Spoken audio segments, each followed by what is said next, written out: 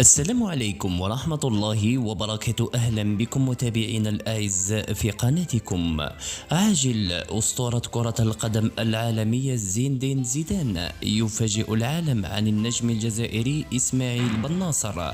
لنتابع التفاصيل واضغطوا لايك للفيديو. صرح أسطورة كرة القدم العالمية زين الدين زيدان عبر وسائل الإعلام الفرنسية بكلام قوي عن النجم الجزائري قائلا: إسماعيل بن ناصر هو نموذج يحتذى به في الاحترافية وبالأخص الالتزام، وقدراته المميزة جدا كلاعب وسط تجعله كأحد أفضل لاعبي خط الوسط في العالم اليوم.